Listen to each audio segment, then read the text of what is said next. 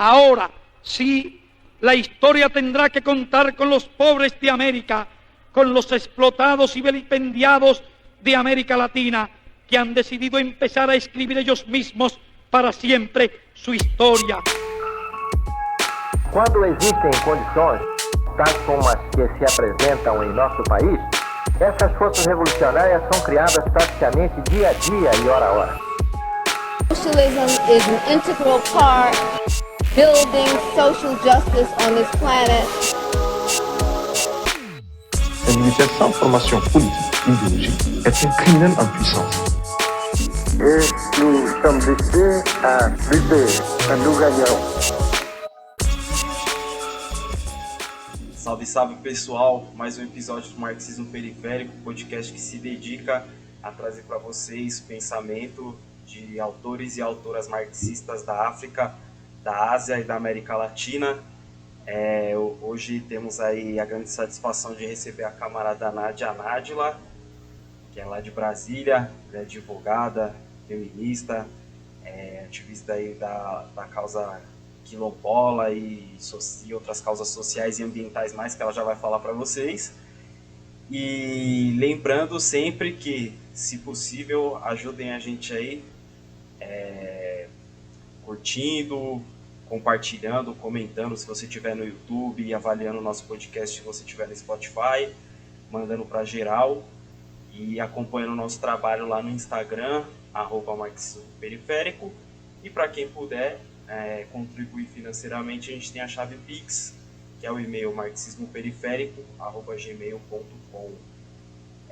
Salve, Nádia, se apresenta aí pra galera. Olá, primeiro eu queria agradecer aí pelo convite. Esse é o segundo podcast que eu participo em 2024 e fico feliz aí de ter mais o Marxismo Periférico chegando também para somar junto na construção daí da produção de conteúdo nas redes sociais, né? Eu me chamo Nádia Nádila, eu sou, como o Pedro já falou, eu sou advogada, sou militante da causa socioambiental, mas também indígena e quilombola. Tenho interesses, acho que tenho grandes curiosidades assim sobre os povos e suas comunidades, seja no campo, seja na cidade, seja na floresta. Sou marxista, mas acho que o grande interesse, né, das minhas leituras teóricas aí vai muito nesse caminho aí dos movimentos de raça e classe, né, e gênero, mas acho que essa questão da classe, raça, gênero e território. Sou pesquisadora também principalmente na área de negritude, mas também socioambiental. Hoje em dia, um dos meus temas de maior pesquisa assim, tem sido a questão do racismo ambiental. E, por enquanto, acho que é isso. Qualquer coisa ao longo da conversa eu vou falando outras coisas sobre mim também. Não, beleza. Hoje a gente está aqui para trocar uma ideia sobre o livrinho Uma História da Revolta Pan-Africana, do C.L.R. James. E é isso mesmo, eu vou falar em português, porque sempre que eu vou falar... Meu inglês já não é lá essas coisas. Eu nem sei como é que falaria o nome dele em inglês. Mano, C.L.R. James, alguma coisa assim, mas vai ser C.L.R. mesmo. Oxi. Boa. Aceitem, apenas convivam com isso. O C.L.R. James é um intelectual fantástico. Ele é latino-americano aqui de Trinidad e Tobago, uma ilha no Caribe. Ele nasceu em 1901, faleceu em 1989.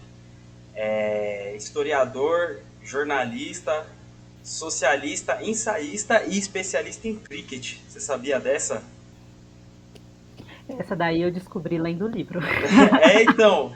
Eu fiquei de cara, assim, né? Ele tem um livro, depois eu fui dar uma olhada na internet, é um livro base para discutir cricket no mundo. Eu descobri no livro que ele gostava muito de calypso, né?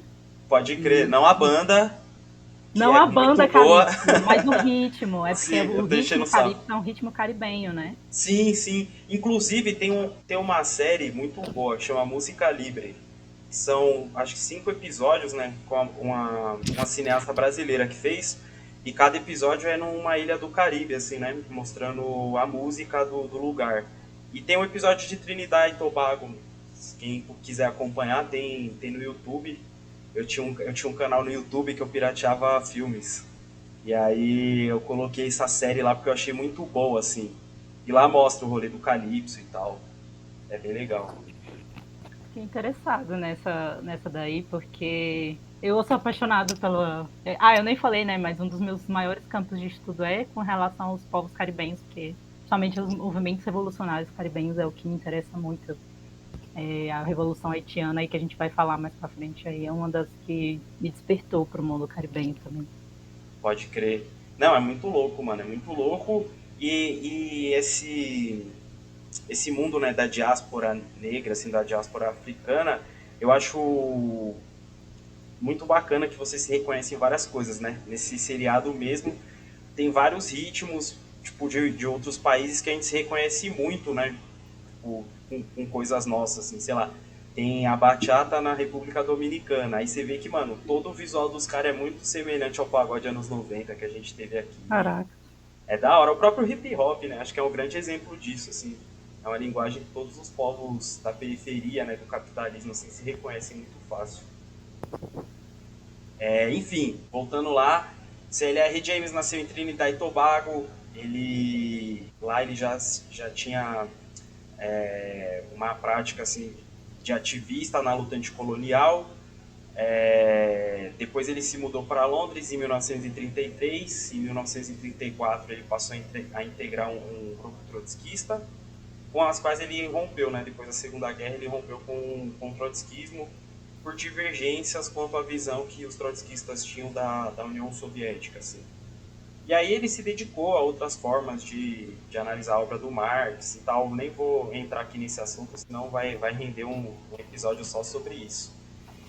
E a obra dele se destaca principalmente nesse período aqui, né, da década de 30, que é onde ele publicou acho que os dois livros mais emblemáticos dele, que é um Jacobinos Negros, que, pô, é um clássico, mano, livro monstro, assim, se você não leu ainda, leia, onde ele fala sobre a Revolução Haitiana, né, de uma forma mais específica. Ele vai tratar aqui nesse livrinho aqui, mas esse livro, na verdade, que a gente vai trocar ideia hoje, ele nasceu como uma espécie de panfletinho, né, que ele escreveu nessa época para situar um pouco, né, porque eu acho que dentro do próprio socialismo, assim, do campo socialista, tem-se uma disputa, né, sobre qual o papel dos povos colonizados, dos povos periféricos, da população preta na luta socialista. Isso aí vocês podem acompanhar no livrinho, né, que a gente vai lançar proximamente agora, né, o livro do Lenin Anticolonial, lá que eu estou organizando com o pessoal da Autonomia Literária. E é muito interessante você ver que lá, por meio dos textos do Lenin, você consegue acompanhar essa disputa, né? É uma disputa que perpassa a própria interpretação do marxismo, né? Que hoje a gente discute muito os limites do marxismo quanto o desenvolvimento socialista em outros países que não tiveram o mesmo desenvolvimento que a Europa, né? Os países do que a gente chama de norte global. Mas, enfim, a obra do C.L.R. James, né? Esse núcleo aí da década de 30, que compõe esses dois livrinhos que eu falei, vem um pouco nesse sentido. Então, esse é um livro que ficou muito tempo marginalizado, né? Ele foi lançado em 38 com o nome de Uma História da Revolta Negra, e depois em edições posteriores, acho que na década de 60, se eu não me engano, ele mudou para Uma História da Revolta Pan-Africana, e isso tem um pouco a ver com o papel, né? Tipo, a forma como o C.L.R. James coloca a população preta dentro da luta socialista. Até ponto da conjuntura também da época, né? Sim. Fazia mais sentido, porque o movimento pan-africano estava em ascensão, né? Sim. Que também é uma coisa que rende, né? Uma boa conversa, assim, o pan-africanismo em suas diferentes vertentes, né? Nossa, a live de janeiro do Utopia Revolucionária foi sobre o Congo, né? A República Democrática do Congo e o Sudão.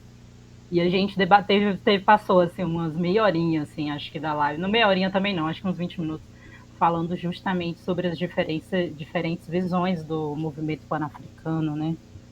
Que as pessoas... Enfim, tem a ver com o que a gente vai falar no livro também, com o Garvey. Polêmico, polêmico. Inclusive, eu confesso, eu já vou até adiantar minha opinião aqui. A gente ainda não chegou nem no livro e tão pouco no capítulo do Garvey. Mas me decepcionou um pouco no livro, porque eu acho que ele falou pouco do Garvey, né? Eu também achei, eu tive a expectativa, lendo aquele prólogo ali, aquele parte inicial, que é meio histórico, né? Que conta um pouco é uma introdução, né? Que conta um pouco da história do C.L.R. James, assim, né? E a movimentação dele ao longo da história dele, enfim, dentro da luta anti-imperialista. Mas, e aí parecia que ele ia falar algo muito incrível sobre o Garvey, quando eu cheguei lá, sei lá, 2 páginas, sei lá. Aí eu fiquei meio decepcionado. Então, é bem isso, é um capítulo que ele fica falando sobre a condição dos negros nos Estados Unidos, e aí ele fala do Garvey em 3 páginas, aí, sei lá, é um parágrafo falando que, pô, apesar de todas as contradições, é muito importante, né? Tipo, ele conseguiu organizar a população mas preta. ele não se aprofunda. Aí eu fiquei de cara, eu falei, pô, mano, tava esperando o C.L.R. James. Mas eu acho que foi uma das partes do livro que mais me interessou, mesmo sendo curto. Eu acho que pelo menos a crítica ele deixou bem escancarada, entendeu? A crítica e a concordância, né? Dentro do que ele concordava dentro do movimento do Garvey, mas ele escancarou as coisas, assim, não passou panos quentes na crítica, sabe? Foi direto. Não, claro, super importante, assim. Na verdade, eu achei a minha decepção não foi tanto pelo que ele falou, mas eu gostaria que ele tivesse aprofundado mais. Assim. Eu também. Mas é muito, muito bom. Mas enfim, vamos... Opa, cortei aqui, foi mal. Mas enfim, vamos seguir aqui pro livro. E aí é isso. Você falou da introdução, né, que conta a história do C.L.R. James, citou ali o livro. É uma introdução, né, a gente está falando da edição da Veneta, né? Já esqueci até de falar.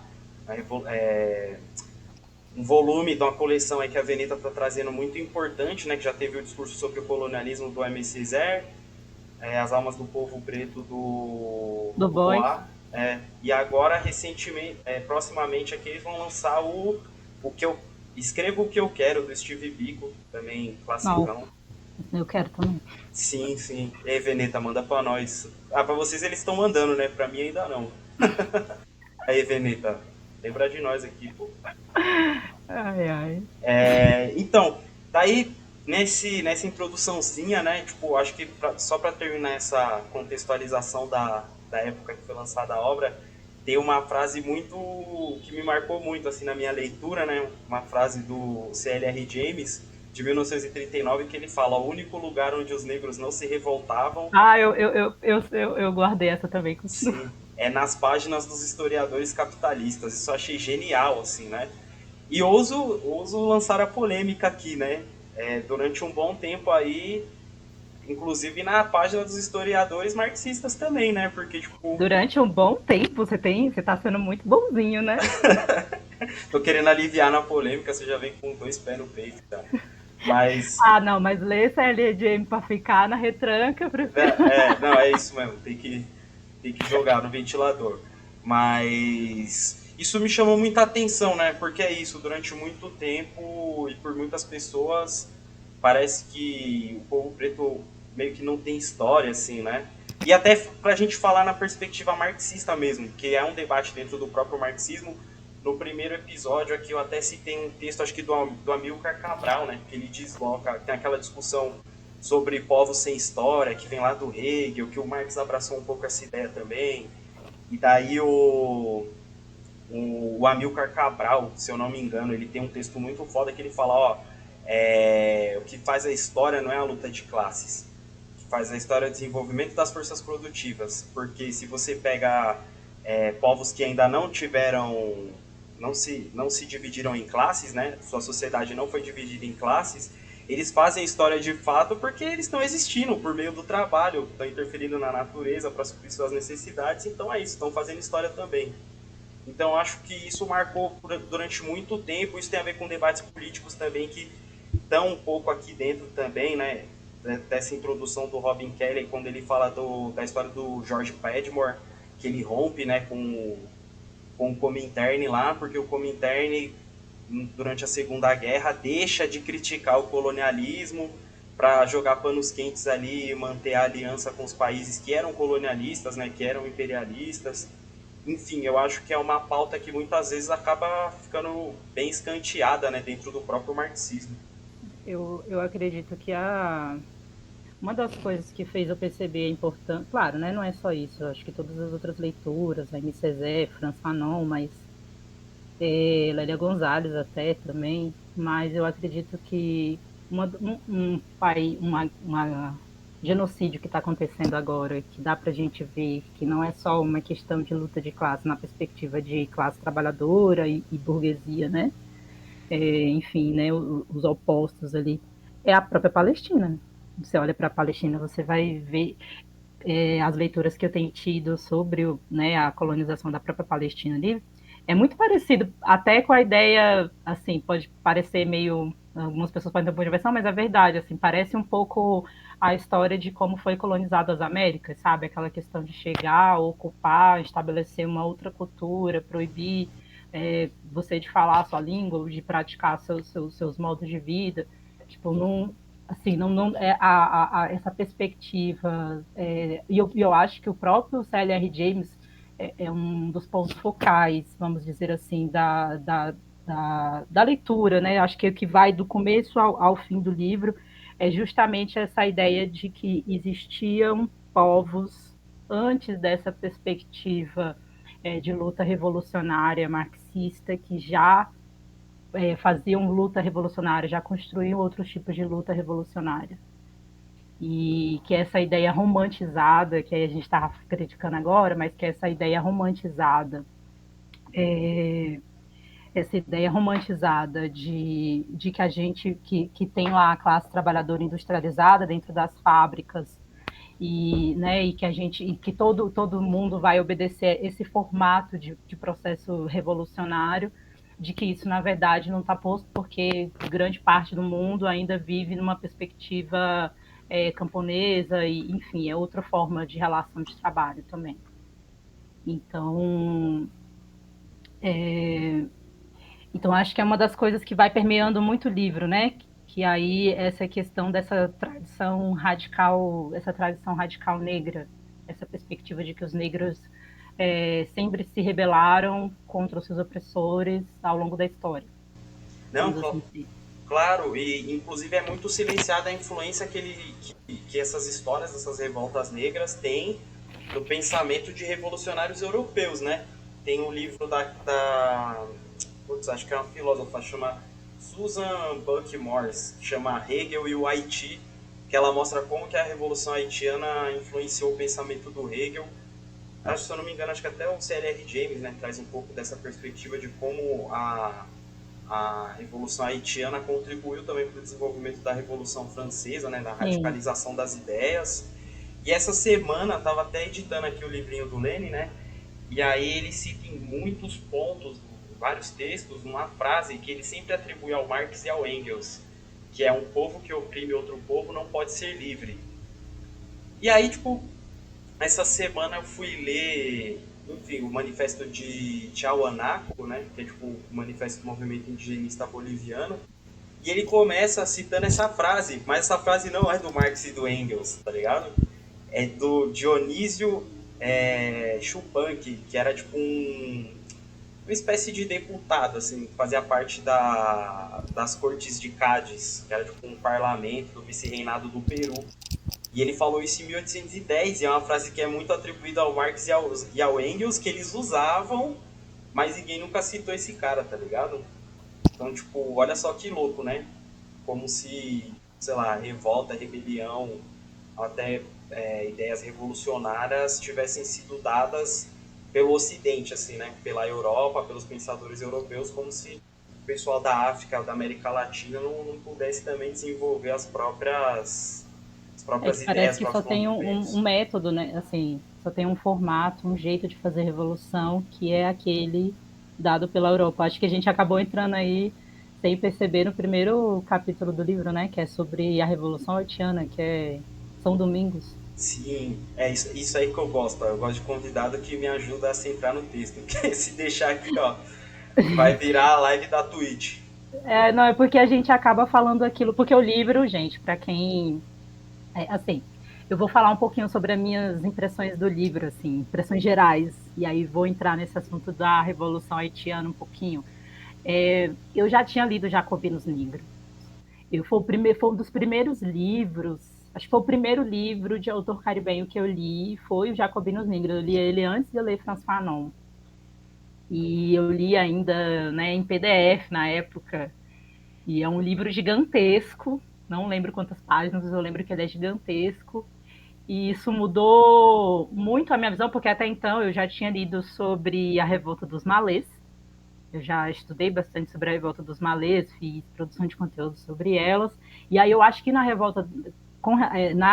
lendo sobre a Revolta dos Malês, eu descobri que a Revolta dos Malês foi influenciada pela Revolução Haitiana, né? Claro que tinha outras coisas, né? Era uma outra conjuntura, tinha outras coisas acontecendo na época, mas a Revolução Haitiana ela foi tão forte, ela foi tão poderosa, assim, ela foi tão assustadora para as classes dominantes, vamos assim dizer, que em vários locais, assim, pelo mundo afora, as classes dominantes tentaram impedir que chegasse às classes mais subalternas o que tinha acontecido no Haiti, né, sobre a Revolução Haitiana. E justamente por conta da influência. E o próprio C.L.R. James, ele vai falar aqui mesmo na história da Revolta Pan-Africana, tem um momento ali, eu não sei se é... Eu acho que é um momento quando ele fala sobre alguma coisa dos Estados Unidos, porque tem dois momentos que ele fala sobre os Estados Unidos, né? Que é o antigo Estados Unidos e a Guerra Civil. É um capítulo atrás do outro, assim. E aí é os dois que ele foca um pouco mais nos Estados Unidos. E aí ele vai falar em algum momento que teve algumas revoltas que não foram frutíferas, ou seja, não eram organizadas, não foram no patamar que foi a Revolução no Haiti, né? E não teve a organização centralizada do jeito que foi e tal. E que não lograram êxito, mas que foram influenciados pelo Haiti. E aqui no Brasil a gente teve também a Revolta dos Malês, ela é influenciada pela Revolução Haitiana. E aí, nesse capítulo, né, com relação à questão de São Domingos, para quem não sabe, São Domingos era o nome dado, era uma colônia francesa, mas era um lugar que era dividido entre França, Inglaterra e Espanha. E aí deu-se o nome lá de São Domingos. Eu não lembro agora, porque a ilha, um lado é Haiti e a outra Tu lembra qual é o nome do outro país que faz divisa? É Dominicana, República Dominicana. República Dominicana, né? E lá é Espanha, não é? E que eles perderam para os espanhóis lá, né? Sim, tanto lá eles falam espanhol mesmo, né? Metade fala espanhol, outra metade fala em francês e crioulo. E aí, então, assim, eu li os Jacobinos Negros e para mim, sabe quando dá aquela explosão que você fala assim, eu acho que dá aquela... E é um sentimento que você sente nos escritos do C.L.R. James, que é esse sentimento de orgulho. Tem até uma frase em algum lugar também do livro que ele fala, né? Que a pessoa que está falando sobre ele fala que ele tinha um certo orgulho quando ele olhava para a África, ele tinha mais orgulho da história da África do que a luta, sei lá, anti-imperialista, sobre, né, as coisas que ele via ali na Europa. E aí eu acho que deu esse sentimento de orgulho de que, caracas, aqui a gente ganhou. Só que o livro Jacobinos Negros, ele é um livro muito denso, ele é muito completo, ele vai falar lá Vou falar tudo do jeito que eu entendo, tá, gente? Porque eu realmente não sei também. Eu tô sans l'ouverture. Lá um dos líderes, o Dessalines também, que é um dos líderes da Revolução do Haiti. E aí, quando eu vim para essa, da história da Revolta Pan-Africana, eu acho que quando você vê algo mais denso, que você vê, ela é muito introdutória. E aí realmente faz sentido quando se fala, Pedro, que ela podia, eu acho que ela era um livrinho para divulgação, assim, né? Porque ele é um livro muito introdutório para quem já leu outras coisas, assim, histórias mais amplas e mais profundas, assim, que traz mais aprofundamento. Ele é um livro bastante introdutório, então acho que para quem está começando, não sabe nada sobre a Revolução Haitiana, por exemplo, aqui ele dá um panorama muito superficial, mas pelo menos você entende o que cada personagem estava fazendo ali em São Domingos, né? E aí, agora uma coisa que eu não lembro de ter visto no Jacobinos Negros e está aqui, qual era a opinião dele com relação à relação entre a Revolução Haitiana, né, o que estava sendo ali, o que eles estavam fazendo lá no Haiti, os haitianos estavam fazendo, e a Revolução Francesa. Qual era o vínculo, qual era a relação, assim, se eles realmente foram inspirados. E o C.L.R. James aqui, ele fala que sim, né, que eles foram inspirados na ideia de liberdade, igualdade, fraternidade, e que em algum momento eles tiveram apoio ali dos jacobinos franceses ali, no momento em que a Revolução ainda estava dando certo lá na França, a Revolução Francesa.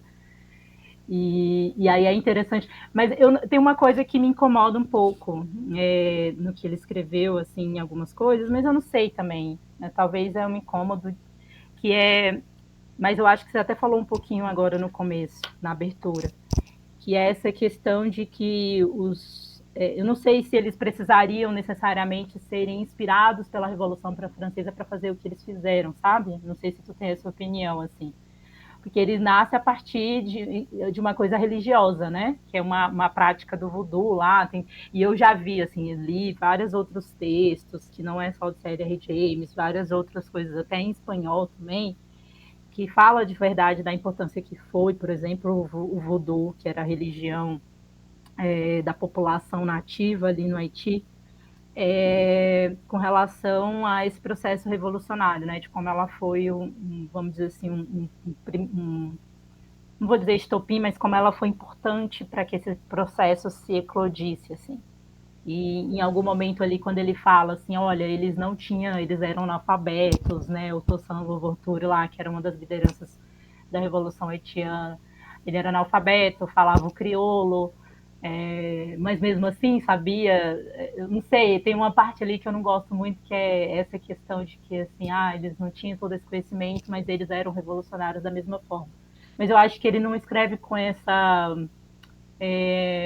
não é, eu acho que ele não escreve falando disso diretamente, assim, não é uma, como é que eu posso dizer, não é por querer, eu acho que já ali em si já é uma crítica, ele está querendo dizer que independente do que a Europa considera ocidentalizada, aquelas pessoas, mesmo sem ter esse conhecimento ou serem consideradas selvagens, elas fizeram um dos maiores processos revolucionários da história, a única revolta de escravizados que teve êxito na história e que mudou o rumo da história, inclusive do próprio capitalismo, porque eles acabaram com a maior colônia francesa da época, né? Tipo, eles se tornaram independentes e o Haiti, a área que é São Domingos, onde hoje é o Haiti, era a maior colônia que mais dava lucro, que mais dava dinheiro para a França.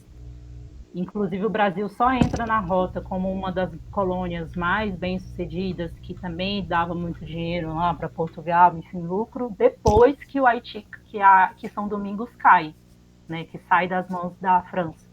Até então, ela era a que dava mais lucro, que dava mais dinheiro. Pode crer. Você colocou essa questão, né? Acho que é muito importante destacar que eu acho genial nesse livro do C.L.R. James e no pensamento dele como um todo, né? Essa questão que você colocou, né? De como eles se organizavam através da religião e em outros momentos do texto, acho que até na introdução mesmo, o Robin fala, né? De como ele atribui uma importância a essas formas de organização que não são propriamente políticas, né, no sentido de organização política de fato, já de partido, de sindicato, mas dos negros se organizarem por meio da cultura e da religião.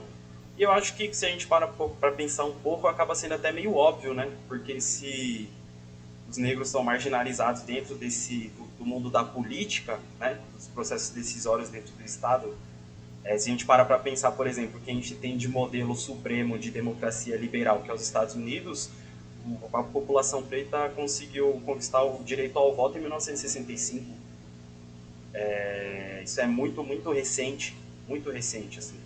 Pensar que a abolição da escravatura foi na segunda metade do século XIX, eles demoraram, 100 anos para conseguir votar, sabe? Que é tipo o mínimo. E hoje ainda acontecem várias polêmicas lá da galera querendo cancelar título de eleitor de negros, enfim. Tem vários escândalos de corrupção nesse sentido. Isso eu acho muito importante a gente destacar, porque também tem isso, né? Às vezes são vistos como formas de organização menores, né? Se a gente volta mais uma vez ao exemplo do hip hop, que para mim é sensacional, assim, né? A forma como organiza as quebradas mesmo, como tipo, a galera se junta para fazer as coisas, para reivindicar, para decidir, muitas vezes por conta do movimento hip hop. Aqui em São Paulo, na periferia, a gente tem várias associações de morador, associações culturais que surgiram nesse sentido.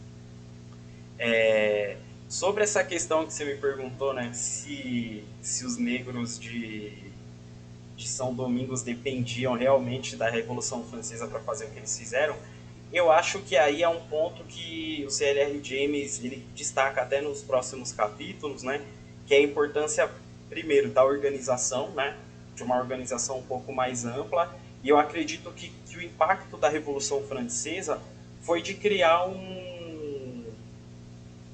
como posso dizer assim, um sentimento comum, né, com essa ideia de direitos humanos, de liberdade, igualdade, fraternidade, porque é isso, a galera falou, mano, se existe direito dos homens, a gente é homem também. Se a gente tem direito à liberdade, igualdade, se eles têm direito a isso, por que a gente não tem também, né?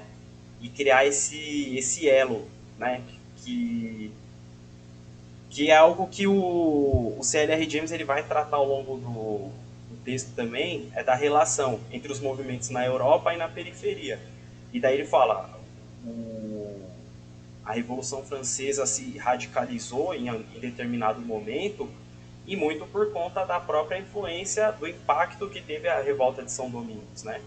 E a França se radicalizando na Revolução lá, também ajudou a abolir a escravidão, tipo, juridicamente, né? Tipo, alguém assinar o papelzinho lá e falar, não, tá abolido a partir de hoje isso.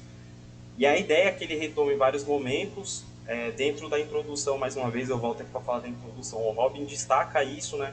Que o C.L.R. James ele é partidário dessa ideia de que o movimento socialista na Inglaterra não poderia avançar sem apoiar o movimento de libertação nas colônias, ao mesmo tempo que o movimento de libertação das colônias não poderia avançar sem esse apoio e o próprio avanço da luta socialista dentro da Inglaterra ou dos países imperialistas colonialistas. Não sei se contemplou no que você tinha me perguntado. Não, contemplou sim.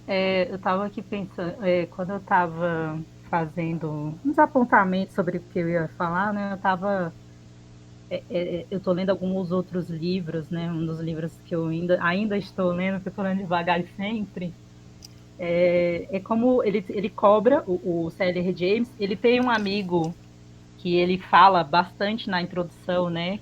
Gente, a introdução, eu vou ser sincera sobre o que eu mais gosto nesse livro, muito sincera. Eu gosto muito da introdução, eu já tinha falado isso com o Pedro. Eu gosto muito da introdução porque ela é meio que uma biografia, né, mínima, mas eu acho interessante, assim, porque às vezes a gente ouve falar, C.L.R. James e tal, mas a gente não sabe, por exemplo, que ele gostava de cricket, né, que ele gostava de cultura popular, que ele começou escrevendo sobre essas coisas. Então, é interessante também para a gente entender qual era a conjuntura que estava dada na época que ele escreveu o livro, por que ele escreveu o livro, quais eram as inquietações. E aí uma das coisas que uma figura que ele cita lá, por exemplo, é um tal de George Padmore, não sei se você lembra dessa, Pedro? Pode que crer. O mano que eu falei lá que rompeu com os comunistas e tal. Eu fiquei chocada, né, porque ele foi mandado para a Rússia, para Moscou, ele se tornou um dos principais lideranças lá na Rússia, né? Mas aí isso, eles eram muito, muito, muito, muito próximos, mas eu acho que ali nem fala tanto do rompimento, fala só que ele rompeu, e aí você estava falando sobre essa questão, por que eu citei, né, esse cara, primeiro porque foi um dos que eu anotei eu preciso pesquisar mais sobre ele, porque no livro, eu não sei, agora eu estou em dúvida se é na introdução ou se é nos capítulos, eu acho que é nos capítulos, parece, se eu não me engano, o George Padmore treinou, eu não vou saber falar o nome dele direito, mas treinou o Nkrumah, como é que fala o nome dele? Kwame Nkrumah. Isso, tá vendo? Eu nem ia falar direito, eu nem ia lembrar nem o nome, o prenome lá. Eu também não sabia, eu vi acho que o João Carvalho falando desse jeito, eu falei, então é assim, eu acho. Eu falo do jeito que eu acho que é, né? Mas, enfim. Normal. E aí ele treinou, então assim, mas quando eu estava lendo e aí vendo o período e vendo que ele, o George Padmore e outros, né, panafricanistas negros nas internacionais comunistas estavam discutindo justamente a importância do movimento anticolonial, né, porque tinha-se ainda um entendimento de que a luta contra o fascismo, a luta contra o capitalismo, a luta de classes, nessa perspectiva, eu vou dizer, nessa perspectiva eurocêntrica, né, ela era mais importante do que os movimentos anticoloniais. E também ele vai também criticar um pouco ali também a forma como que isso vai mudando, né? E eu acho que ele fala muito de Lenin durante o livro da História da Revolta Pan-Africana, da importância que teve o Lenin ao perceber que, por exemplo, a própria Rússia também não era um país industrializado, era um país camponês. E aí tem até um momento lá no livro que eu até tinha grifado, que ele fala, né, sobre algumas coisas que o próprio Lenin começou a dizer, né, começou a falar, olha, só teoria não basta, a gente tem que agir na prática, agir localmente, a gente tem que ir para os campos, né, mais ou menos nesse sentido, assim, pelo que eu me lembro. E uma outra pessoa que estava só que em outro lugar, para você ver o que eu mais acho interessante nessas leituras, assim, nesses debates sobre movimentos revolucionários, enfim, é como a história ela vai se conectando, né? Porque o Ho Chi Minh, a independência do Vietnã foi em 1945, mas ele começou bem mais cedo, né? Ele como militante, eu falo. E aí ele vai para, enfim, vai para a Europa, vai para os Estados Unidos, vai para a Rússia, passa pelo Brasil, né? Porque ele foi Sim, sim. garçom, eu nunca vou esquecer isso, que ele foi garçom No aqui Rio no de Brasil, Janeiro. no Rio de Janeiro, tipo, é uma coisa que eu falo em todos os lugares, eu falo, gente do céu, olha você ver. E aí, mas ele também, ele foi muito ferrenho em defender que a luta anticolonial era importante para a luta socialista. Não, claro, e nesse sentido, desculpa te interromper, mas só Pode para falar. não perder o fio da meada aqui. Mano, o Lenin, ele tinha uma visão absurdamente assim, sensível em relação a isso. Eu tô editando lá o livro, né, que a gente vai lançar, e no processo de organização, né, de escolher os textos, de traduzir, eu fiquei muito de cara, assim, ó, porque, óbvio, com os limites, principalmente da linguagem, acho lá, né, em alguns momentos ele se refere aos povos das colônias como ignorantes, assim, mas no sentido de não participar, não ter acesso à educação, a participar da política, enfim, da mesma forma como a população é nos países centrais. Mas, mano, o Lenin ele foi muito sensível nesse ponto.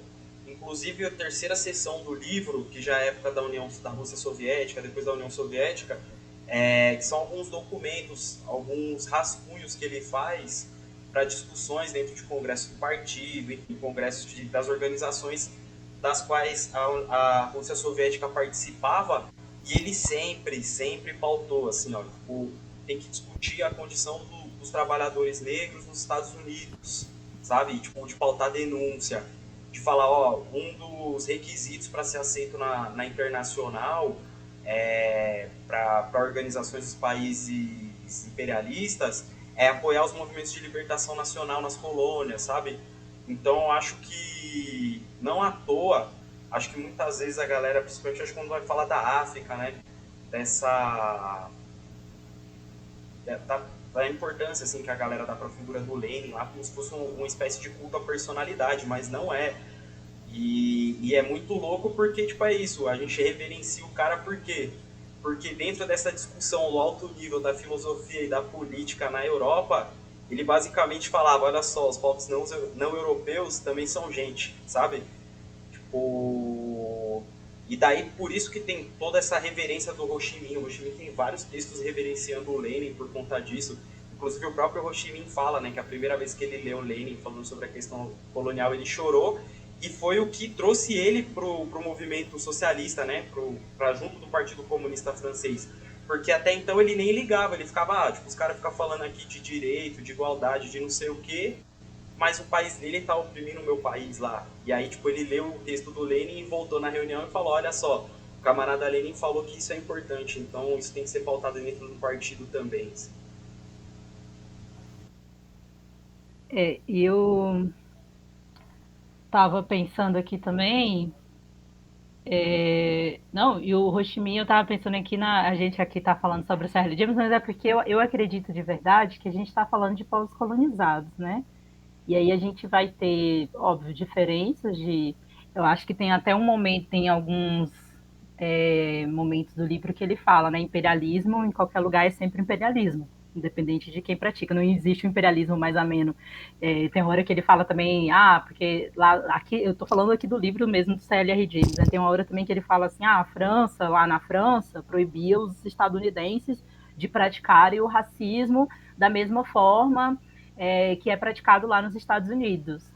Aí ele fala, que bom, né, que eles estão fazendo isso. Ao mesmo tempo, só que aí ele fala, mas o Congo belga, o Congo francês, né, o Congo, né, ele vai falar, não, ao mesmo tempo está praticando o colonialismo nesse outro lugar. Então ele vai ser sempre, colonialismo é sempre colonialismo, imperialismo é imperialismo, independente da forma como ele aconteça. E aí, eu estou falando disso porque eu acho muito interessante saber que tinha um movimento negro na Internacional Comunista falando da importância da luta anticolonial, ao mesmo tempo que tinha a galera, e aí eu colocando aqui o Ho Chi Minh, que ele foi o primeiro vietnamita comunista, pelo menos é o que fala na biografia dele, né? E aí que participava da Internacional e tudo mais, e é porque os textos, como eu li os dois livros meio que de forma paralela, é a mesma fala, sabe? São os mesmos argumentos, assim, é a mesma luta, só que com povos diferentes, com culturas diferentes, mas sendo colonizados da mesma forma. E isso é uma coisa que é interessante, assim.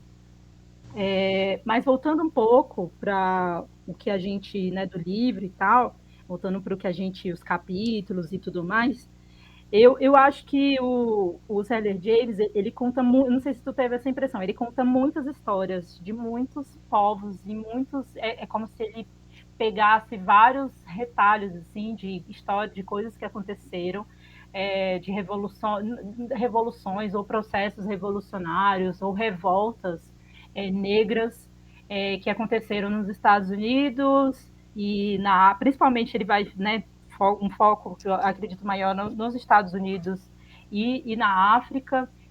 Então são tantas histórias, eu não consegui fixar muitas delas assim, né? Mas quando ele fala, por exemplo, ele vai falar sobre os antigos Estados Unidos, e lá nos Estados Unidos ele vai falar sobre de várias revoltas, eu não sei se você vai lembrar de alguma, eu particularmente não me lembro, mas uma coisa me chamou a atenção que foi no capítulo sobre a Guerra Civil. Eu leio algumas coisas sobre os Estados Unidos, na verdade, acho que a maior parte das minhas leituras é muito focada ali nos anos 70, com parte das Panteras Negras, com Martin Luther King, Malcolm X, mas eu não foco tanto nos períodos anteriores dos Estados Unidos. Só que como eu estava lendo também o Criação da Tradição Radical Negra do Frederick J. Robson, né? E aí, lendo esse da Guerra Civil, também essa parte da Guerra Civil, eu tenho uma coisa que eu achei interessante, que é ele falar um pouco sobre o que estava verdadeiramente por trás entre a Guerra Civil nos Estados Unidos, entre o Norte e o Sul. E aí vai ter uns momentos lá que ele vai falar sobre a questão de como eu acho muito massa, que eu acho que ele coloca o dedo na ferida, ele fala abertamente as críticas, e uma das coisas que ele fala é contra, por exemplo, o movimento abolicionista. Ele não vai dizer que era por uma questão de elevação moral. Ele não fala, não sei nem se ele usa bem esse termo, mas vem a cabeça agora. E aí ele fala, não é bem por uma vontade, assim, de consciência, assim, uma consciência, sabe? Uma elevação moral, um princípio, não é por princípios. Agora, isso eu lembro que ele usa, não é por princípios de acreditar que os negros merecem ser libertos e ter direito à liberdade e tudo. Ele vai dizer abertamente que é por conta de um processo de transformação da economia mundial. E aí ele vai trazer as diferenciações entre o norte e o sul, né? E aí vai falar, olha, o norte já estava num caminho mais industrializado e tudo mais, o sul ainda era de fazendas e tal, e o norte queria, de fato, dominar todos os Estados Unidos. E aí, por conta disso que tem essa guerra entre o norte e o sul. Não é por uma questão de abolição, de verdadeiramente de um processo de abolição da escravidão. E, na verdade, ele mostra que como os negros, na verdade, foram usados, né, dentro desse processo para fortalecer o lado, fortalecer quem venceria, assim, né? Fortalecer, tipo assim, a gente está perdendo, agora vamos chamar os escravos e vamos libertar todo mundo e vamos colocar na guerra para a gente poder ganhar. E aí depois, até quando se ganha também, eles falaram, não, vamos dar poder de voto para, né, para eles poderem se eleger, entrar, enfim, também na questão política, mas também não existe nenhuma mudança concreta. E uma das coisas que eu vi, tanto na introdução e em algumas partes do livro, é ele falando da importância, por exemplo, da questão da luta pela terra, né? Assim, no final, se você travou uma luta ali no final e você ficou sem terra, né? Se lá nos Estados Unidos é isso, os negros queriam, na verdade, terra, e no final das contas, após a Guerra Civil, eles não têm êxito nisso. Então, ele vai falar da importância da reforma agrária, da questão do acesso à terra como uma coisa importante para o processo revolucionário, que é algo que aí trazendo isso um pouco para os dias atuais e trazendo isso para um pouco de Brasil, é a crítica que eu tenho feito muito, assim, de como, por exemplo, aqui no Brasil a gente abandonou a perspectiva da luta pela reforma agrária. E olha que a reforma agrária ainda nem é nos termos de um processo de fato revolucionário, mas ela é melhor, é o que temos e é o melhor, né? Só que, como, por exemplo, a gente poderia fazer uma associação do que a gente lê lá na Revolta Pan-Africana com o que está acontecendo hoje, é justamente como a gente abandonou o movimento negro, eu estou falando especificamente, a gente abandonou a questão da luta pelo acesso à terra, de fato, pela reforma agrária. Óbvio que eu também não estou generalizando, no ponto de não entender, por exemplo, como a luta quilombola, ou às vezes até a própria luta do MST, que é majoritariamente, vamos dizer, de pessoas pretas e pardas, e, enfim, ribeirinhas, caiçaras, mas eu não estou falando só dessas pessoas que eu já sei que estão lá travando essa luta diretamente. Eu falo também de como a gente parou de ter isso como horizonte estratégico dentro do processo revolucionário, dentro da questão da emancipação da população negra brasileira. A gente simplesmente começou a focar nas conquistas individuais e nas lutas por políticas públicas que são necessárias. Jamais direi que elas não são necessárias, mas que não bota o dedo na ferida do que é realmente necessário. Não vai na raiz da questão. Não é a raiz da questão, sabe? A gente não chega na raiz, a gente fica se debatendo e, eu posso dizer, agonizando. Não, sim. Dentro dessa perspectiva. Isso também me chamou muita atenção no texto, essa centralidade que ele dá para a questão da terra, que é algo que me marcou muito quando eu li o Mariátegui. Que o Mariátegui coloca essa questão da terra como central lá no Peru. Eu acho que faz total sentido, levando em consideração que a gente, dos países que foram colonizados, né, a gente está no cerne dessa questão que foi a acumulação primitiva, né, o desenvolvimento do capitalismo. E acho que a questão da terra é central nesse rolê da acumulação primitiva, né, e algo que impacta a nossa sociedade até hoje, tanto no campo quanto na cidade. De fato, faz total sentido. É uma questão que o movimento negro, de uma forma geral, tinha que abraçar, né? Não tinha que ficar, sei lá, discutindo quem tá na capa da Forbes. Mas discutir, vamos fazer reforma agrária, sabe? Fazer reforma urbana. Vamos dar uma condição melhor para o povo preto viver tanto na cidade quanto no campo. E... Mas a gente... Pode falar. Não, é que eu fico pensando, você falou, a gente está na capa da Forbes, é bem sintomático, né? Porque a gente vê o que é considerado. Aí eu tenho uma outra coisa que eu não sei se para ti marcou muito, mas para mim marcou. Acho que em todos os capítulos que eu vi que ele falou sobre isso, eu grifei. E depois foi uma coisa que eu tirei como centralidade do livro dele também, a crítica à classe média negra. E olha que ele era de classe média, né? Sim, pra caramba. Mas ele faz ele critica a inteligência da classe, assim, a inteligência, mas da classe média, que é isso, está mais preocupada em ocupar espaços. Isso a gente está falando de 1900. Isso para mim que é um pouco triste, eu confesso. Porque ele está falando isso em 1938 e a gente está em 2024 e a gente ainda está falando a mesma coisa. Mas ele fala como, por exemplo, as pessoas dessa classe média negra, e aí ele vai falar em diferentes contextos, ele vai falar das ilhas, isso nas ilhas caribenhas, isso nos países africanos, da qual ele trata no livro também, ou até mesmo nos próprios Estados Unidos.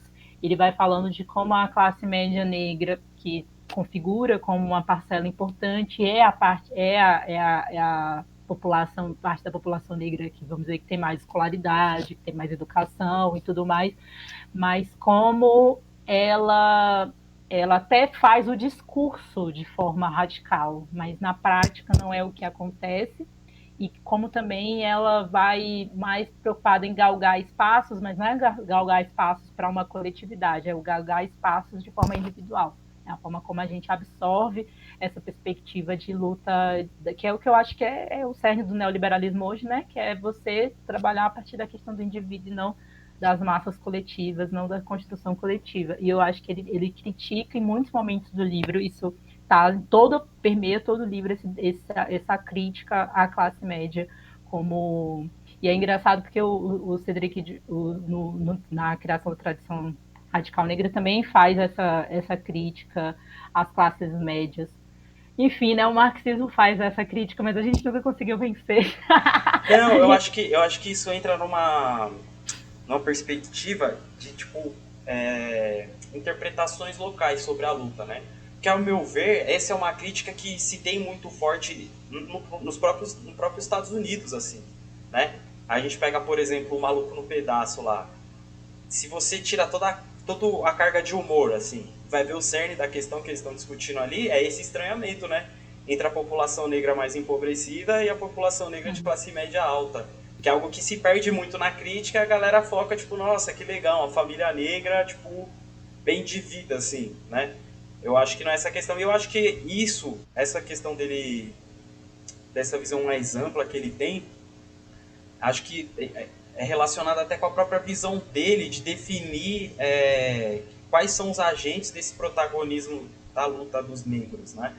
Que ele não vai colocar, se ele não coloca nem a inteligência, nem a classe média negra como protagonista, por outro lado, ele também não vai colocar só o proletariado negro no sentido de proletariado industrial, né? Isso. Ele coloca geral, assim, tipo, todo mundo que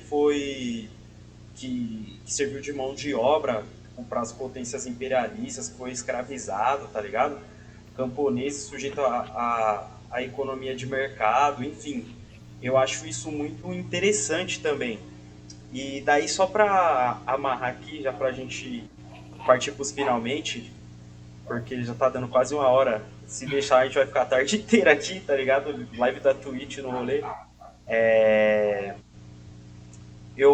Você falou, né, dos antigos Estados Unidos, que de fato eu não vou focar em tal revolta, mas ele cita uma série de revoltas, e eu achei muito interessante a contraposição que ele faz com a situação do Haiti e dos Estados Unidos. Por que a revolta no Haiti deu certo, e nos Estados Unidos essas revoltas que eram grandes, ele mostra, né, tipo, em números, assim, eram grandes revoltas que não foram para frente, primeiro por falta de uma coesão, né, tipo, entre os próprios negros, e conversa com grupos abolicionistas realmente comprometidos com a causa, né, tipo, de tocar para frente e ampliar organizacionalmente, territorialmente o movimento, e por não ter um projeto, né? E eu acho que isso atesta a genialidade do Toussaint na condução da Revolução Haitiana, mas não é algo que é apontado como uma qualidade inata dele, né? O C.L.R. James também mostra que o Toussaint Louverture foi construído, assim, tipo, pelo contexto histórico, pelos movimentos que já aconteciam na época, mas acho que fica mais claro para quem leu Jacobinos Negros e não uma história da revolta pan-africana, porque ele vai mostrar, ele vai provar, né, por meio das ações do Toussaint Louverture, de decretos, de vários acordos que ele fez, que ele tinha um projeto de fato para o Haiti. Não era só uma revolta, vamos destruir tudo aqui, tomar o poder, não. Ele tinha uma preocupação inclusive o que fazer com a população branca que ficasse no Haiti depois da Revolução, que eles teriam um papel também, né? Eu acho isso muito importante, que ele mostra que é isso, são revoltas, é baseado na revolta e na indignação individual e coletiva, mas parte para um projeto de país, né? Um projeto de nação, assim. Isso eu acho muito, muito bom. E é um pouco do que ele trata depois também nas revoltas na África, né? Que quando a gente estuda geralmente a colonização na África, parece que foi um processo que só aconteceu, né? Não teve nenhuma contrapartida da população local, mas não, ele vai mostrar que tiveram várias revoltas de fato, mas enfim, por vários motivos também não se solidificaram. E uma outra questão que eu acho que ele traz, que também é fundamental nesse livro, para a gente entender a especificidade da luta nos países da periferia, é quando ele fala, olha só, o marxismo, muitas vezes, trata só o proletariado industrial urbano como passível de construir um movimento de massas, porque a cidade, né, tipo, a industrialização é responsável por um aumento demográfico, né, da concentração demográfica, então consegue constituir movimentos de massas. Só que ele vai falar, imagina lá na plantation quantos escravos trabalhavam da mesma fazenda, né? Se você leva em consideração o número da população da época, tá sim, de fato ali sim é possível construir um movimento de massas, porque é muita gente, mano, muita gente, né? Eu acho isso muito interessante também, como ele traz os negros, né, no centro dos acontecimentos, assim, não é que tipo, aconteceu a revolta, que foi uma revolta que estourou, enfim, por uma indignação pontual. Não, ele fala, tipo, tinha um potencial de ir além e, enfim, por várias questões geográficas, políticas, econômicas, na maioria dos lugares não se solidificou da mesma forma que em São Domingos, assim. Isso eu achei muito genial também da abordagem dele. E acredito que, para as pessoas terem uma dimensão, se eu não me engano, eu acho que a Revolução Haitiana, o processo todo durou ali uns 15, 13, uns 12, não lembro, acho que é por aí, assim, uns 12 anos, 14 anos. Porque as pessoas, aí eu acho que aí eu vou falar, é racismo mesmo nas análises, sabe? Que as pessoas também tendem a acreditar que essas revoltas, elas nascem de uma maneira totalmente espontânea. Inclusive tem uma parte do movimento marxista que acredita que a revolução vai vir de forma espontânea, né? Mas aí eles acreditam que aconteceu de forma espontânea, ou de que, tipo assim, aconteceu algo, essas pessoas não sabiam o que estavam fazendo e continuaram, né? Mas como você estava falando, tinha um projeto de país, um projeto de Estado, vamos dizer assim. E aí eu acho que o maior exemplo, a gente às vezes trata, por exemplo, a África. Eu fiz a live no início de janeiro sobre o Congo e o Sudão, e a gente tende a olhar para a África até hoje como um espaço, um território, né, um continente que fracassou, né? A gente tende a só olha, óbvio, isso é a forma como o Ocidente olha para a África. Então, olha como se fosse pobre, lascada, que não tem nada, que aí mostra aquelas criancinhas, aquelas propagandas horríveis das criancinhas lá, como se toda a África estivesse sempre passando fome, não tivesse condições, não tivesse estrutura e tudo mais. Mas quando você para estudar a história de verdade da África, se aprofundar um pouco mais, você vai ver, primeiro, a importância que teve, por exemplo, o marxismo dentro dos processos de libertação dos países africanos. Aí você vai ver Gana, você vai ver lá o próprio Congo lá com o Lumumba. Então, assim, você vai ver como foi importante essa criação de um movimento que a gente considere panafricanista revolucionário. Porque aí ele vai tratar lá no livro, nas concepções do Garvey, que ele era um panafricanista, mas ele é uma das linhas do panafricanismo. E por mais que a gente entenda todas as problemáticas com relação ao Garvey, que ele fala que ele era um ótimo orador, mas era um manipulador gigantesco, assim, também, ganhou muito dinheiro, né, com o movimento. Só que ele teve uma... Não vou nem dizer que ele teve uma sacada, porque eu não acho que ele teve uma sacada. Eu acho que é um sentimento de pertencimento que ele conseguiu criar com, sei lá, as mais de 3 milhões de pessoas, 4 milhões de pessoas, da qual ele conseguiu ter como apoiador tanto nos Estados Unidos quanto fora. Então, assim, esse sentimento de pertencimento e esse sentimento, essa consciência de quem sou, de onde vim, foi importante. E aí ele foi importante para o processo de independência dos países africanos. Porque esse, querendo ou não, é esse sentimento anterior, ele foi galgando, vamos dizer assim, não estou dizendo que o Garvey foi responsável, estou dizendo que esse sentimento de pertencimento e de revolta, né, contra os seus opressores, contra os seus colonizadores, ele é um processo crescente ali nessa construção. E aí, quando a gente olha para os países africanos e vê o processo de libertação nacional como algo que deu certo, porque eles conseguiram ser países independentes. E foram lutas, e aí quando eu falo lutas, foram guerras, né, onde morreram muitas pessoas, de formas extremamente organizadas. A gente pode citar aí a Argélia como um dos países, a própria Etiópia, que também é citado no livro. Então, foi um processo vitorioso. E aí o próprio C.L.R. James depois ele vai falar que o problema, na verdade, não está no que deu errado, é o pós ali. É o pós-libertação, né? O pós-independência. Porque aí um dos problemas vai ser eu não conseguir manter um Estado democrático. E aí eu não vou entrar aqui nos pormenores de qual democracia estamos falando, gente. Eu vou falar só porque a África, até hoje, a gente sabe, é tomada e foi tomada por diversas ditaduras. E isso é que, né, e aí onde o povo continuou, querendo ou não, mesmo num processo, você vai ver até a própria África do Sul, a perspectiva da própria democracia liberal, enfim, outras questões. Mas eu acredito que o processo de independência, o processo de revolta negra, o processo dessa tradição radical negra, que é o que ele está defendendo, ele defende que muito antes de ter uma consciência, de uma leitura, de um aprofundamento marxista, essas pessoas já eram humanistas.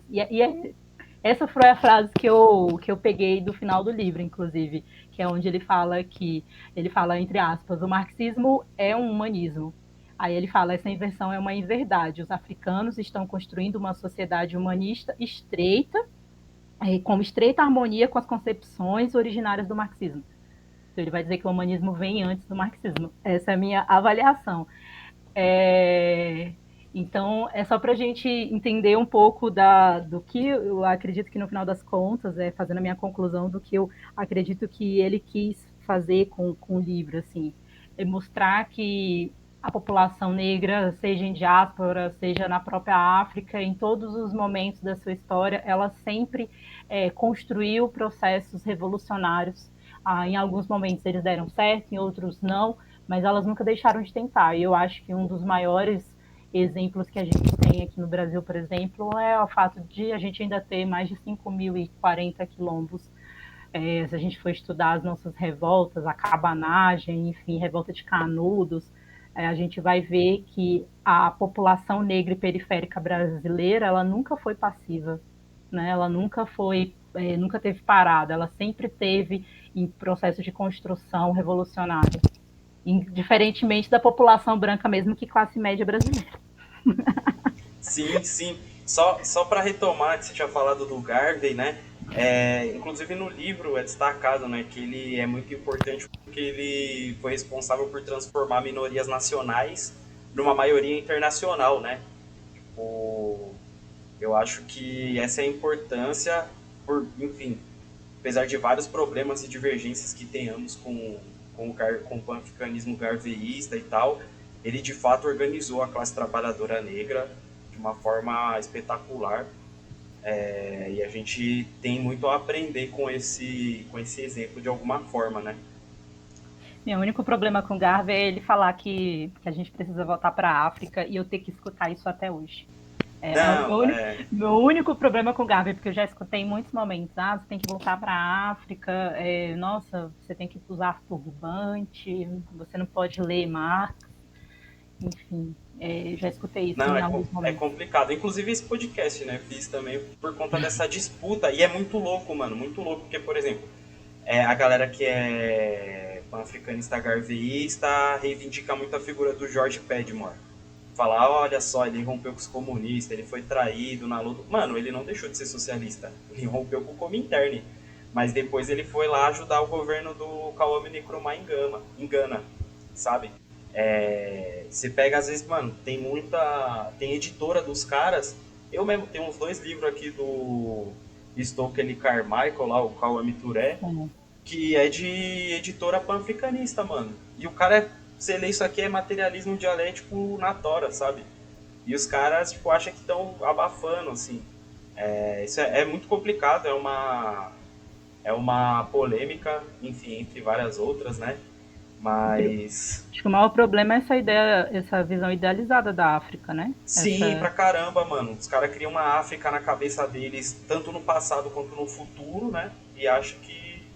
Tem uma frase do Fred Hampton, que é uma do Partido das Panteras Negras, que eu gosto muito, que ele fala assim, né, que você, sei lá, usa seu daqui, né? Daqui é a roupa tradicional africana, que a gente acha que é uma roupa tradicional africana, mas isso é o que nos restou do que a gente vê sobre a África. E aí ele fala assim, mas aí você chega lá, de repente as pessoas nem estão usando daqui. Pode crer.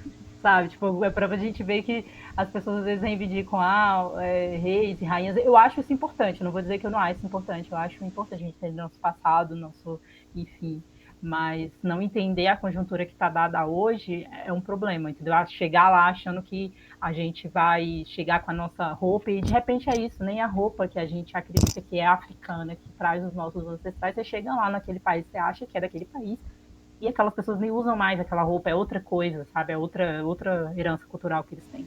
Não, claro, fora que vamos ser sinceros aqui, né? A gente fala, por exemplo, de periferia do capitalismo, mas tem uma hierarquia geopolítica e a gente, por exemplo, da América Latina, mano, tá acima da África, tá ligado? Dentro dessa hierarquia, assim. Então, é muito conveniente pra gente projetar a África baseado no que a gente acha que é, sabe? Sem nem... Que é uma coisa meio escrota também, né? De certa forma, assim. Eu acho que... Não sei se nem tanto no Brasil, acho que isso é mais uma tradição mais do Caribe mesmo, que nos próprios jacobinos negros, né? Ele fala que o Caribe tradicionalmente sempre teve uma ligação mais forte com a África e nos Estados Unidos, por conta da imigração, né? De vários negros ali da região do Caribe, de criar essa relação... como posso dizer, espiritual, assim, com a África, que acaba redundando em umas paradas meio abstratas, assim, zoadas, não sei. Eu acho que... E aí, só para realmente fechar, pra gente não ficar aqui, senão eu vou ficar falando realmente a tarde toda,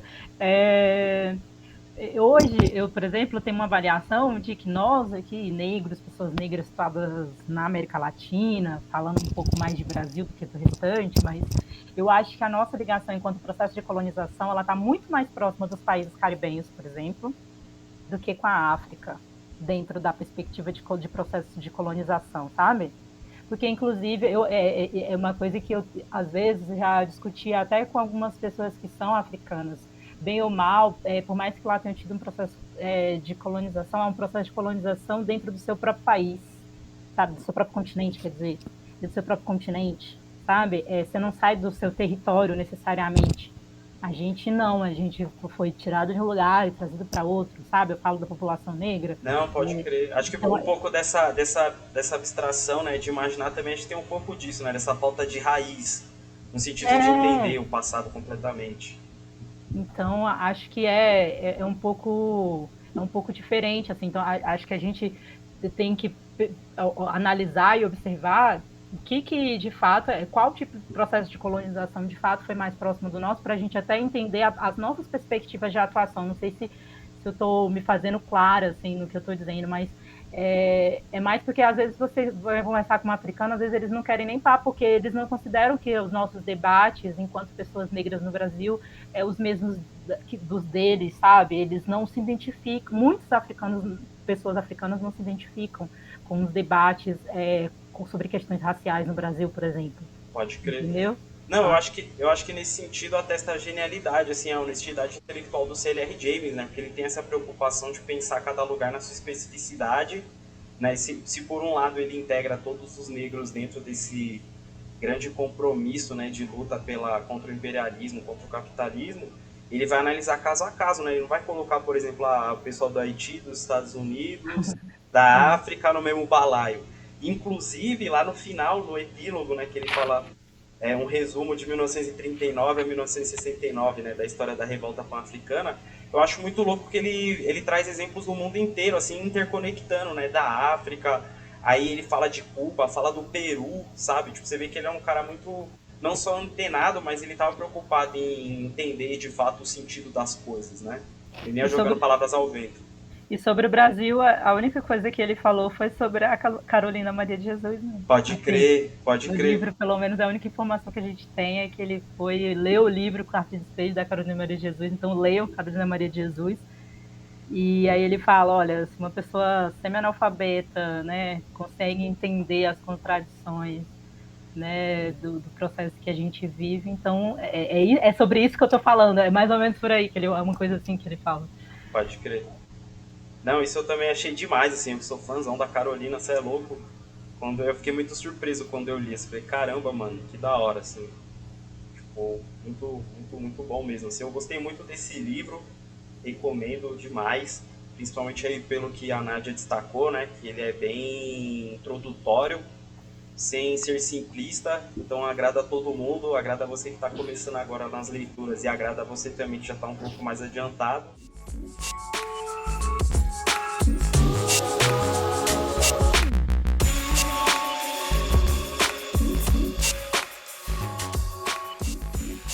E é isso, queria agradecer demais aí sua presença, Nádia. Fala aí pra galera onde o pessoal pode acompanhar seu trabalho, ver as novas coisas aí que você vai fazer, seus projetos.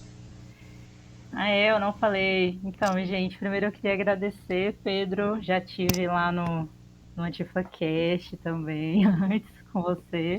Mas eu queria agradecer esse convite. Acho que falar sobre coisas que eu gosto é sempre emocionante, assim, eu sempre gosto muito de debater. Se deixasse, eu acho que eu ficava aqui pelo menos mais uma hora falando sobre coisas do livro que eu gostei, ou ligações com outras histórias. E se vocês quiserem encontrar, eu sou, uma coisa que eu não falei eu sou produtora de conteúdo, eu tenho um canal no YouTube chamado Utopia Revolucionária, mas vocês podem me encontrar no Instagram também, @NadiaNadila. Acho lá vocês vão achar informações sobre como achar o canal. A gente faz uma live uma vez por mês lá no Utopia Revolucionária. Não é um canal que tem tantos vídeos, é mais para lives mesmo, mas todos os debates são com pessoas interessantíssimas e os assuntos, e o próximo inclusive vai ser sobre a alimentação e a questão da crise climática. É isso, obrigada. Aí, valeu mais uma vez, Nádia. Reforçando aí para você que está acompanhando esse episódio, que acompanhou nesse episódio, chegamos ao final. Está no YouTube aí, curte, comenta, compartilha. Está no Spotify e nas outras plataformas também. Avalia aí o nosso podcast, compartilha com geral. Manda pergunta aí na caixinha de interação do Spotify. E não esqueçam de seguir lá no Instagram. E, se possível, ajudar a gente aí financeiramente, esse projeto que é completamente autofinanciado, através da chave Pix, marxismoperiférico@gmail.com. Beleza? Obrigado aí, todo mundo que chegou até o final. Obrigado, Nádia, mais uma vez. E é isso. Até mais, pessoal. Venceremos.